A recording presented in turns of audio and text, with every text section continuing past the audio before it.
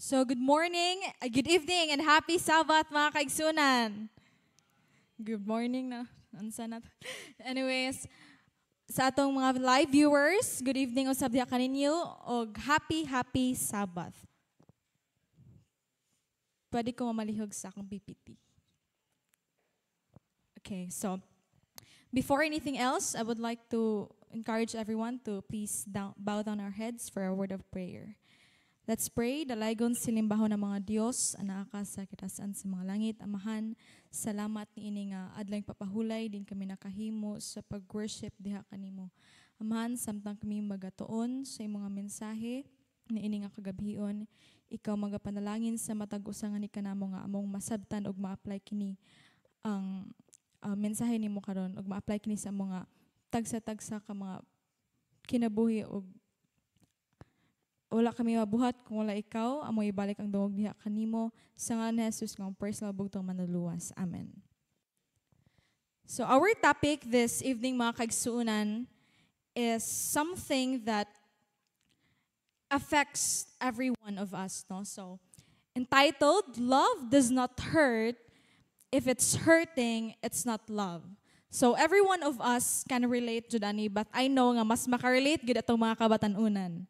So, now, love is supposed to bring joy, peace, and fulfillment. But the question is, what happens when it starts to hurt, no? Unsa man po'y mahitabo kung magsugod na ang kasakit? Tinuod ba ka ning gagugma or gugma-gugma lang, no? So, daghan kaayong mga or current nga generation mga kaigsuunan, ang perspective sa mga tao, ang love is muagi gyud og suffering, no? Bisan unsa ang ilang mga experience, naka-feel sila betrayal, mga abuse, or anything nga naka-cause sila harm, ang perspective sa mga tao ron is that it's part of love. Gugma na siya, muagi gyud ta na. So atong tan-awon kung tinuod ba kaha ni nga gugma, right? So we always think that if we love someone, we endure pain. Moagi kita ana nga mga kuan, mo na atong mga perspective karon. So atong tan-awon. So as we go through this mga kaigsuunan, I want you to reflect sa inyong mga kaugalingon that Is it really love or is it something else nga ga-pretend lang as love? Right? So, our K-text this evening is found in 1 Corinthians chapter 13, verse 4 to 7. Love is patient, love is kind. It does not envy, it does not boast, it is not proud. It does not dishonor others. It is not self-seeking. It is not easily angered. It keeps no record of wrongs. Love does not delight in evil, but rejoices with the truth. It always protects, always trusts, always hopes, always perseveres. So atong expand mga kaigsunan na. Atong sabton kung unsa gyud ay ning tinuod nga gugma. So atong isa-isahon tong sa 1 Corinthians nga verses. So first is, love is patient, love is kind. So ug moingon tag tinuod nga gugma mga kaigsunan, dili ka i-pressure. Dili ka i-force into doing things nga makagive nimo or like you are uncomfortable with. So dili na siya tinuod nga gugma. It listens, it waits, and it respects. So mauna ang tinuod nga gugma mga kaigsunan. Next, does not envy, it does not boast, it is not proud. So ang gugma dili ka i-manipulate or even i-control.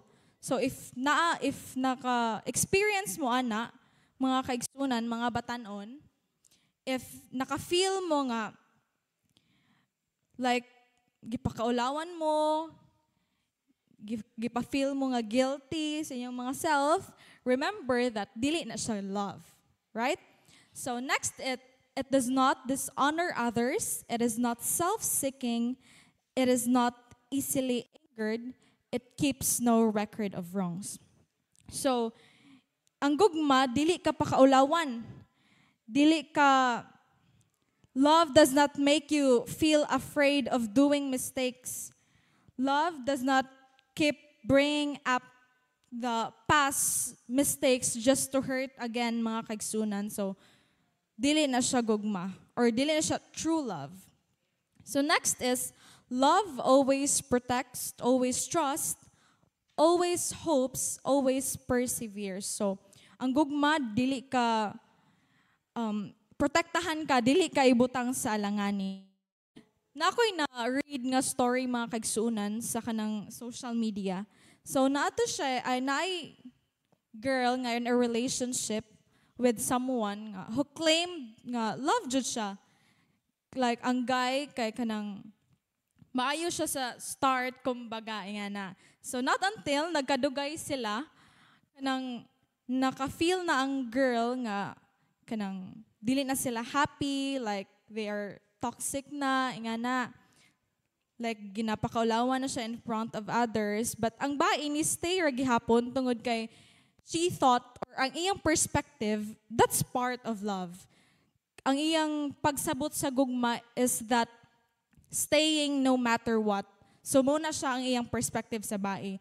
Not until nga, kay ang guy, if i-confront siya sa girl, maana siya nga, mag-change na siya. Like, so, ang girl ni stay ra gihapon kay sige lang part man ni siya sa gugma, moagi jud ta ani, dili man puros kalipay. So, inga na ang perspective sa girl. Not until na-realize niya nga dili na jud ni mao, no?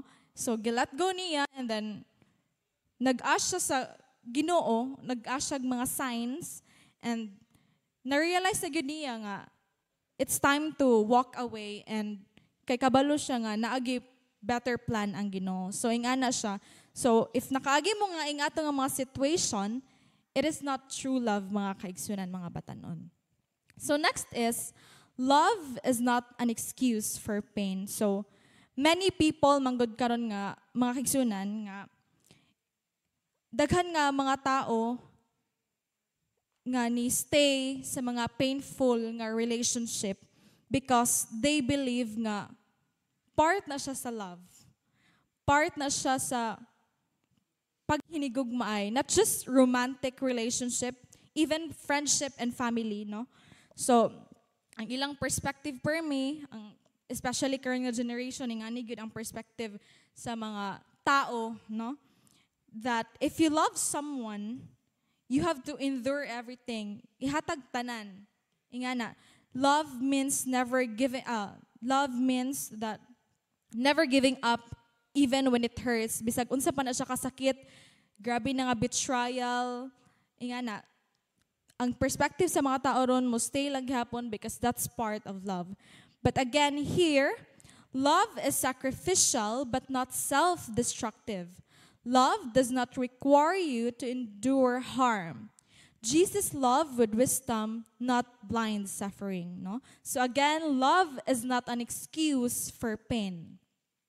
So next is, God's love is the standard for true love. So, if magset ag standard sa atong gugma, kinahanglan nga atong i-set na nga standard sa gugma sa Ginoo.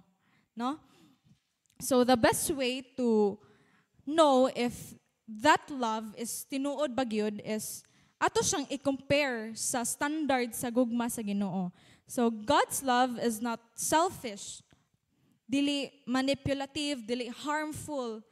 Love is patient and kind. God's love gives peace, not fear.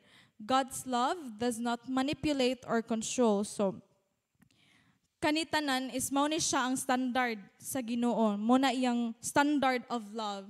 So, if naamo sa relationship karon or naamo sa situation karon nga nakaagi mo og like pain, suffering, gina-manipulate mo, gina-control mo, or anything nga dili makahatag sa imong peace of mind, remember that atong i-compare sa standard sa gugma sa Ginoo kung mumatch ba na siya or like atong tan-awon if kana gagugma makapasar ba na siya, no?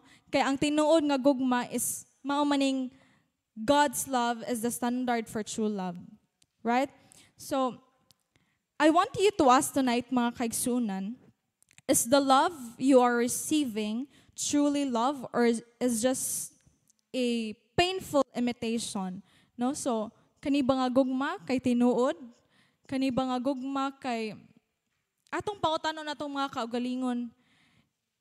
And because if a relationship, whether romantic, friendship, or family, mga kaigsunan, is causing you more harm than good, then step back and ask yourself nga, tinuod ba kani nga gugma or gugma-gugma lang, no? Because again, if it's hurting, it's not love. Right? So, here, the question, is the love you're receiving truly love or is it just painful imitation, no? So, atong pangutanon, atong mga tagsa, atong i-reflect sa atong mga kaugalingon kung tinuod ba ni siya nga gugma or dili. So, choose love that reflects God's heart love that brings joy, peace, and strength. So, if it's hurting, it's not love. God's love is patient, kind, and safe. So choose love that aligns with 1 Corinthians chapter 13, verse 4 to 7, mga kaigsunan. Because mao ni siya ang tinuod nga gugma, no? So, I hope nga naamay nasabtan sa hamubo nga mensahe, mga kaigsunan, ug atong mahatagan og courage atong mga kaugalingon nga atong mo look forward ta ba na we need to know our worth as well kay mo man na siya ang standard sa gugma sa Ginoo. So I hope na atay nakutlo niya na mga kaigsunan and daghang salamat og once again happy Sabbath.